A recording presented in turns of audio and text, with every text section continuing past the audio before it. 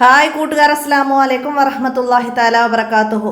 3ാം ക്ലാസ്സിൻ്റെ തജ്വീദുൽ ഖുർആനിൻ്റെ ഒരു മോഡൽ ചോദ്യപേപ്പറുമായിട്ടാണ് ഞാൻ വന്നിരിക്കുന്നത്. നമുക്ക് ചോദ്യത്തിലേക്ക് നോക്കാം. ബിസ്മില്ലാഹിർ റഹ്മാനിർ റഹീം. ചോദ്യത്തിൽ കോളത്തിൽ ടിക്ക് അടയാളപ്പെടുത്താനാണ്. എന്താണ് ഒന്നാമത്തെ ചോദ്യം? എന്താ? സാക്കിനായ നൂനിനെ ഇഖ്ഫാ ചെയ്യണം. സാക്കിനായ നൂനിനെ ഇഖ്ഫാ ചെയ്യണം. ഏതാണ് ഇവിടെ ഉദാഹരണം വന്നത്? ഇവിടെ സാക്കിനായ നൂന്, അതിൻ്റെ ശേഷം സായി വന്നിട്ടുണ്ട്. അപ്പോൾ സായി ഇഖ്ഫാൻ്റെ അക്ഷരമാണ്. അപ്പോൾ നമുക്കത് ടിക്ക് ചെയ്യാം. ഇവിടെ ഹ, നൂൻ്റെ ശേഷം ഹ ഇൽഹാർ, നൂൻ്റെ ശേഷം റാ ഇദ്ഗാമും ബിലാഉന്ന. അപ്പോൾ ഇവിടെ ശരിയായത് സായി ആണ്. അപ്പോൾ അത് മനസ്സിലാക്കുക. അടുത്തത് എന്താണ്? തൻവീനിനെ മീമാക്കി ഉന്നത്ത് ചെയ്ത് ഓതണം. എപ്പോഴാണ്? ഇക്ലാബാണ് സാക്കിനായ നൂനിനെയും തൻവീനെയും മീമാക്കി ഉന്നത്ത് ചെയ്യേണ്ടത്. അപ്പോൾ തൻവീൻ്റെ ശേഷം ബ വന്നത് ഹിക്കുമത്തും ബാലിയ. അപ്പോൾ ഇക്ലാബിൻ്റെ ബ, തൻവീന് ശേഷം ബ വന്നത്. അപ്പോൾ അതാണ് നമ്മൾ ടിക്ക് ചെയ്യേണ്ടത്. അടുത്തെന്താണ്? സാക്കിനായ മീമിനെ വെളിവാക്കി ഓതണം. സാക്കിനായ മീമിന് ശേഷം എന്ത് വന്നാലാണ് മീമിനെ വെളിവാക്കി ഓതേണ്ടത്? മീമിന് ശേഷം തോ, സാക്കിനായ മീമിന് ശേഷം തോ വന്നാലാണ്. അതായത് സാക്കിനായ മീമിന് ശേഷം ബ വന്നാൽ ഇഖ്ഫാ, സാക്കിനായ മീമിനോട് ചേർന്ന് മീമ് വന്നാൽ ഇദ്ഗാമ്, ബാക്കി എല്ലാ അക്ഷരങ്ങളും വന്നാലും ഇൽഹാറാണ്. അപ്പോൾ ഇവിടെ വെളിവാക്കി ഓതേണ്ടത് ഇൽഹാറാണ്. അപ്പോൾ അത് ടിക്ക് ചെയ്യാം. അടുത്ത എന്താണ്? ചേർത്തി ഓതലാണ് നല്ലത്. ഏതാണ് സൂചിപ്പിക്കുന്നത്? എന്താണ്? കില നിർത്തൽ ഏറ്റവും നല്ലതാണ്. നിർത്തൽ ഏറ്റവും നല്ലത്. സില ചേർത്തി ഓതലാണ് നല്ലത്. അപ്പോൾ അത് ടിക്ക് ചെയ്യാം. മീം എന്തായിരുന്നു?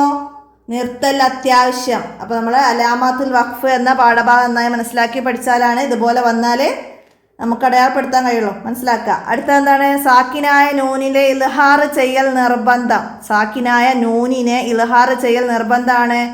എപ്പോഴാണ്? ഇൽഹാർ മുത്ലക്ക് കിൻവാനുൻ എന്നതിൽ സാക്കിനായ നൂനിൻ്റെ ഇൽഹാർ ചെയ്യൽ നിർബന്ധമാണ്.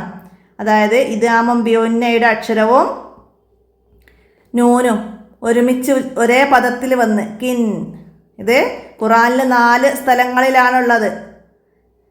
കിൻവാനുൻ, ദുന്യാനുൻ, സിൻവാനുൻ, ബുന്യ, ഇങ്ങനെ 4 പദങ്ങളിലേ ഉള്ളൂ. അപ്പോൾ അത് നന്നായി മനസ്സിലാക്കുക. ഒരേ പദത്തിലാണ്. വാവ് ഇദ്ഗാം ബിഉന്നയുടെ അക്ഷരമാണ്. അപ്പോൾ ഇവിടെ ഇദ്ഗാമല്ല. നൂനിന് ശേഷം വാവ് വന്നാൽ ഇദ്ഗാമല്ല, ഇൽഹാറാണ്, വെളിവാക്കലാണ്. മനസ്സിലാക്കണം. അവിടെ ഇൽഹാർ മുത്ലക്ക്, ഇൽഹാർ ചെയ്യാൻ നിർബന്ധമാണ്. അടുത്ത എന്താണ്? തൻവീനിനെ ഉന്നത്തില്ലാതെ ഇദ്ഗാം ചെയ്യണം. തൻവീനിനെ ഉന്നത്തില്ലാതെ ഇദ്ഗാം ചെയ്യേണ്ടത് ഇദ്ഗാമും ബിലാഉന്നയുടെ അക്ഷരമായ ലാമ്, റാ ഇവയിൽ ഏതെങ്കിലും ഒന്ന് വന്നാലാണ്. അപ്പോൾ ഇവിടെ മുഹമ്മദുർ റസൂലുള്ളാഹ് എന്നത് തൻവീന് ശേഷം റാ വന്നു. ഇവിടെ തൻവീന് ശേഷം ഹംസ ഇൽഹാറിൻ്റെതാണ്. ഇവിടെ തൻവീന് ശേഷം ത ഇഖ്ഫാ ആണ്. അപ്പോൾ ഇവിടെ ഉന്നത്ത് കൂടാതെ ഇദ്ഗാമും ബിലാഉന്ന. അടുത്ത മിൻ സമറത്തിൻ എന്നതിലെ സാക്കിനായ നൂനിൻ്റെ വിധി. നൂനിന് ശേഷം സാ ഇഖ്ഫായിൻ്റെ അക്ഷരമാണ്. മനസ്സിലാക്കാം. അടുത്ത എന്താണ്? തൻവീന് ശേഷം ഈ അക്ഷരം വന്നാൽ തൻവീനിനെ ഇദ്ഗാമും ബിലാഉന്ന ചെയ്യണം.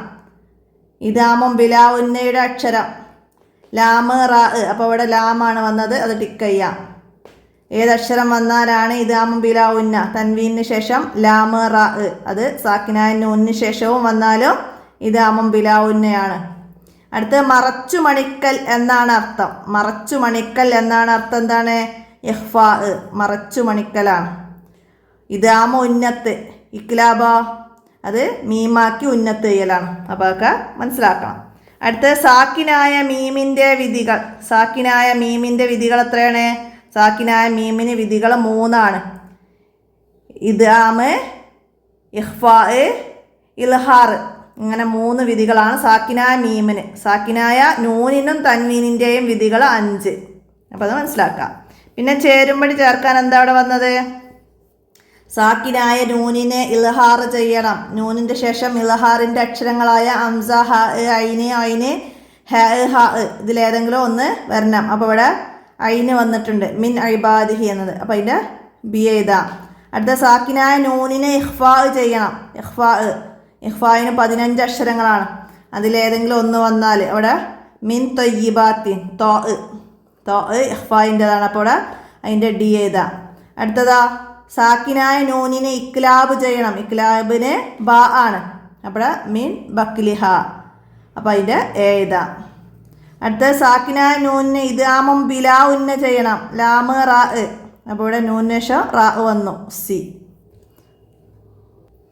അടുത്ത ഇനി പൂരിപ്പിക്കാനാണ്.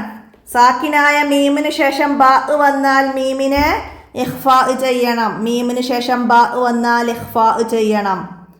തൻവീന് ശേഷം ലാമ് വന്നാൽ ഇദ്ഗാമും ബിലാ ഉന്ന ചെയ്യണം. ഇദ്ഗാമും ബിലാ ഉന്ന. അടുത്ത സാക്കിനായ നൂനിന് ശേഷം ഖാഫ് വന്നാൽ ഇത് ഇഖ്ഫായിൻ്റെ അക്ഷരമാണ്. അപ്പോൾ ഇവിടെ സാക്കിനായ നൂനിന് ശേഷം ഖാഫ് വന്നാൽ നൂനിനെ ഇഖ്ഫാ ചെയ്യണം. ഇവിടെ നൂനാണ് വന്നത്. നൂനിനെ ഇഖ്ഫാ ചെയ്യണം എന്ന് എഴുതാം. തൻവീനാണെങ്കിൽ തൻവീനിനെ ഇഖ്ഫാ ചെയ്യണം. അടുത്തതാ തൻവീനിന് ശേഷം ഡാഷ് വന്നാൽ തൻവീനിനെ ഇക്ലാബ് ചെയ്യണം. തൻവീനിന് ശേഷം ബ വന്നാലാണ് ഇക്ലാബ്. അവിടെ ബ എന്ന് എഴുതാം. അടുത്തതാ സീന് എന്ന ചിഹ്നമുള്ളിടത്ത് ഡാഷ് അല്പം അടങ്ങണം. എന്താണ് ചിഹ്നമുള്ളിടത്ത്? ശ്വാസം വിടാതെ അല്പം അടങ്ങണം. സക്കത്ത സീന് അലാമാത്തുൽ വഖഫിൽ നമ്മൾ പറഞ്ഞിട്ടുണ്ട്. അപ്പോൾ സീന് ശ്വാസം വിടാതെ അല്പം അടങ്ങണം. മനസ്സിലാക്കാം. ഇനി ഒറ്റ വാക്കിൽ ഉത്തരം എഴുതാനാണ്. എന്താണ്? നസ്സാഅത്തൻ ലിശവാ എന്നതിൽ തൻവീനിൻ്റെ വിധി എന്ത്? തൻവീനിന് ശേഷം ലാമ്. അപ്പം എന്താണ്? ഇദ്ഗാമും ബിലാ ഉന്ന. മിംബാക്കിഹി എന്നതിലെ സാക്കിനായ നൂനിന് ശേഷം ബ. അപ്പോൾ ഇവിടെ ഇക്ലാബ്. ലൈലൻ തവീല എന്നതിൽ ഇഖ്ഫായിൻ്റെ അക്ഷരം ഏത്? തൻവീന് ശേഷം തോ. അപ്പോൾ ഇവിടെ തോ ഇഖ്ഫായിൻ്റെ അക്ഷരം തോ. മിൻഹും ബത്തഷ എന്നതിൽ സാക്കിനായ മീമിൻ്റെ വിധി. മീമിന് ശേഷം ബ വന്നാൽ ഇഖ്ഫാ. മിൻ കഅ്സിൻ എന്നതിലെ സാക്കിനായ നൂനിൻ്റെ വിധി. നൂനിന് ശേഷം കാഫ് വന്നു. കാഫ്. അപ്പോൾ അവിടെ ഇഖ്ഫാ. അപ്പോൾ ഇതൊക്കെ ഇതുപോലെ നമുക്ക് അക്ഷരങ്ങൾ മാറ്റിയിട്ട് വരും. അപ്പോൾ നമുക്ക് അതിലെ അക്ഷരങ്ങളും തൻവീനാണോ നൂനാണോ എന്നൊക്കെ നോക്കുക. പിന്നെ വന്ന അക്ഷരങ്ങൾ നോക്കിയിട്ടാണ് നമുക്ക് എഴുതാൻ കഴിയുക. അപ്പോൾ സാക്കിനായ നൂനിൻ്റെയും തൻവീൻ്റെയും വിധികൾ 5 വിധികളും അവയുടെ അക്ഷരങ്ങളും പഠിച്ചു വെച്ചാൽ ഇതൊക്കെ സിമ്പിളായിട്ട് നമുക്ക് എഴുതാൻ കഴിയും. മനസ്സിലാക്കുക. ഇനി ഒറ്റ വാചകത്തിൽ ഉത്തരം എഴുതാനാണ്. അദ്ദുന്യ എന്നതിലെ സാക്കിനായ നൂനിനെ ഇദ്ഗാം ചെയ്യരുത്. കാരണം എന്താണ്? അദ്ദുന്യ നൂന് യാഉ ഒരേ പദത്തിൽ വന്നു. അപ്പോൾ ഇവിടെ ഇദ്ഗാം ചെയ്യരുത്. സാക്കിനായ നൂനിന് ശേഷം സാക്കിനായ നൂനിനോട് ചേർന്ന് അതേ കലിമത്തിൽ യാ വന്നിട്ടുണ്ട്. ഇദ്ഗാം ബിഉന്നയുടെ യാ വന്നിട്ടുണ്ട്. പക്ഷെ ഇവിടെ ഇദ്ഗാം ചെയ്യരുത്. കാരണം എന്താണ്? ഇവിടെ നൂനും യാവും ഒരേ പദത്തിൽ വന്നത് കാരണം ഇവിടെ ഇൽഹാർ മുത്ലക്കാണ്. ഇൽഹാർ ചെയ്യൽ നിർബന്ധമാണ്. അപ്പോൾ ഇത് നേരത്തെ പറഞ്ഞു നമ്മൾ. അപ്പം ദുന്യ, ബുന്യ, സിൻവാനുൻ, കിൻവാനുൻ ഈ 4 പദത്തിലാണ് ഖുർആനിൽ ഇതുപോലെ ഇൽഹാർ മുത്ലക്ക് വന്നത്. അപ്പോൾ അവിടെ എന്താണ്? ഒരേ പദത്തിലാണ് സാക്കിനായ നൂനും ഇദ്ഗാമിൻ്റെ അക്ഷരവും ഒരുമിച്ച് വരുന്നത്. അതുകൊണ്ടാണ്. അപ്പോൾ മനസ്സിലാക്കാം. അടുത്തത് തൻവീനിന് ശേഷം ലാമ് വന്നാൽ എന്ത് ചെയ്യണം? തൻവീനിന് ശേഷം ലാമ് വന്നാൽ എന്താണ്? അവിടെ ഉന്നത്ത് കൂടാതെ ഇദ്ഗാം ചെയ്യണം. ഇദ്ഗാം ബിലാ ഉന്ന ചെയ്യണം. അപ്പോൾ രണ്ടും മനസ്സിലാക്കി വെക്കുക. രണ്ടും എഴുതിയാലും ശരിയാണ്. തൻവീനിനെ എന്താണ്? ഇദ്ഗാം ചെയ്യാതെ ഉന്നത്ത് ചെയ്തോതണം. ഇവിടെ നേരത്തെ ചോദ്യം വന്നിരുന്നു. തൻവീനിനെ ഉന്നത്തില്ലാതെ ഇദ്ഗാം ചെയ്യാം. ഇതാണ് ഇദ്ഗാമും ബിലാ ഉന്ന. മനസ്സിലാക്കുക. അടുത്തതാ അംബിയാ എന്നതിലെ നൂനിനെ ഇക്ലാബ് ചെയ്യണം. കാരണം എന്താണ്? അംബിയാ നൂനിന് ശേഷം ബാ വന്നിട്ടുണ്ട്. സാക്കിനായ നൂനിന് ശേഷം ബാ വന്നത് ഇക്ലാബിൻ്റെ അക്ഷരമാണ് ബാ. അപ്പോൾ അവിടെ നൂനിനെ ഇക്ലാബ് ചെയ്യണം. അപ്പോൾ അത് എഴുതാം. സാക്കിനായ നൂനിന് ശേഷം ബാ വന്നത് കൊണ്ടാണ് അവിടെ നൂനിനെ ഇക്ലാബ് ചെയ്തത് എഴുതാം. അടുത്തെന്താണ്? സുക്കൂനുള്ള അക്ഷരങ്ങൾക്ക് ശേഷമുള്ള ഹംസകളെ ശ്രദ്ധയില്ലാതെ ഓതിയാൽ എന്ത് സംഭവിക്കും? എന്താ സംഭവിക്കുക? അവിടെ എന്താണ്? അവിടെ ഹംസ നഷ്ടപ്പെടുകയും സുക്കൂനുള്ള അക്ഷരത്തിന് ശ്രദ്ധ വരികയും ചെയ്യും. സുക്കൂനുള്ള അക്ഷരങ്ങൾക്ക് ശേഷമുള്ള ഹംസകളെ ശ്രദ്ധയോടെ പാരായണം ചെയ്യണം. ഇല്ലെങ്കിൽ ഹംസ നഷ്ടപ്പെടുകയും സുക്കൂനുള്ള അക്ഷരത്തിന് ശ്രദ്ധ വരികയും ചെയ്യും. അപ്പോൾ അത് മനസ്സിലാക്കുക. നമ്മളെ ഹംസത്ത് ബഅദ സുക്കൂൻ എന്ന പാഠത്തിലാണ് പറയുന്നത്. ഇനി ഇവിടെ 5 വരി കുറയാതെ എഴുതാൻ വന്നത് അഹ്കാമും മീമി സാക്കിന, സാക്കിനായ മീമിൻ്റെ വിധികളെ കുറിച്ചിട്ട് എഴുതാനാണ്.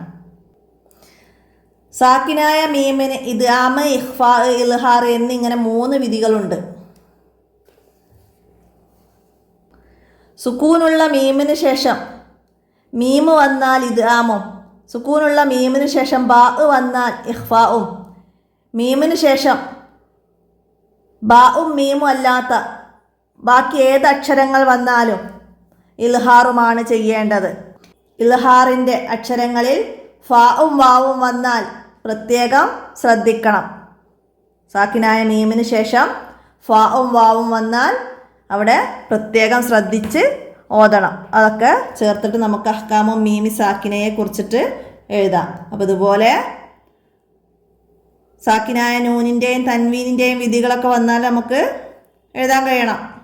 ഇഖ്ഫായിനെ കുറിച്ച് എഴുതാൻ വന്നാൽ എഴുതണം. 15 ഹർഫുകളാണുള്ളത്. സാക്കിനായ നൂനിൻ്റെയും തൻവീനിൻ്റെയും ശേഷം ഈ ഹർഫുകളിൽ ഒന്ന് വന്നാൽ അവിടെ ആ നൂനിനെയും തൻവീനിനെയും മറച്ചു മണിക്കണം. അപ്പോൾ അതൊക്കെ അങ്ങനെ നമുക്ക് എഴുതാൻ കഴിയണം. അപ്പോൾ ഒക്കെ മനസ്സിലാക്കി പഠിക്കുക. നമ്മൾ ചോദ്യങ്ങൾ മാത്രം വായിച്ച് ആൻസർ പറഞ്ഞിട്ടുള്ളൂ. പാഠബുക്കിൽ നിന്നുള്ള മറ്റു ചോദ്യങ്ങളൊക്കെ നമ്മൾ മറ്റു ചോദ്യപേപ്പറിൻ്റെ കൂടെ വിശദമായിട്ട് പറഞ്ഞ വീഡിയോസൊക്കെ ഉപകാരപ്പെടുത്തുക. അതൊക്കെ ലഭിക്കാനൊന്ന് മെസ്സേജ് ചെയ്താൽ മതി. 82 89 89 29 85 എൻ്റെ മൊബൈൽ നമ്പറിൽ മെസ്സേജ് ചെയ്യുക. ആവശ്യമുള്ളവർക്ക് അതിൻ്റെ ലിങ്കുകൾ അയച്ചു തരാം.